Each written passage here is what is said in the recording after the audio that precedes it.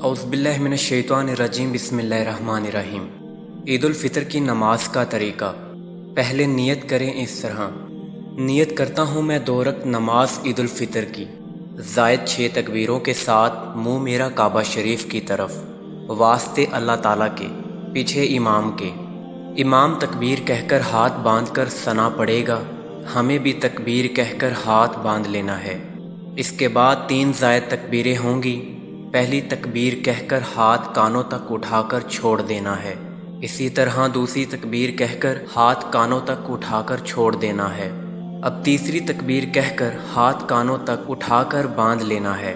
اس کے بعد امام قرات کرے گا، یعنی سورۃ فاتحہ اور کوئی سورت پڑھے گا، اور رکوع سجدہ کر کے پہلی رکعت مکمل ہوگی۔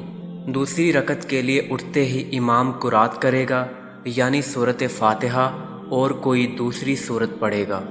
اس کے بعد رکوع میں جانے سے پہلے 3 زائد تکبیریں ہوں گی۔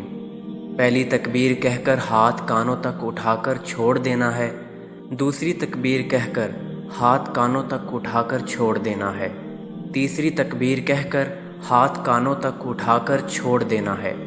یہاں تک زائد تکبیریں مکمل ہوں گی۔ اب اس کے بعد بغیر ہاتھ اٹھائے تکبیر کہہ کر رکوع میں جائیں گے، اور بس آگے کی نماز دوسری نمازوں کی طرح پڑھ کر سلام پھیرنا ہوگا۔ بعد میں ذکر و اذکار اور دعا ہوگی۔ دعا کے بعد ایک دوسرے کو گلے ملنا یا ہاتھ ملانا، عید کی مبارکباد پیش کرنا سنت طریقہ ہے۔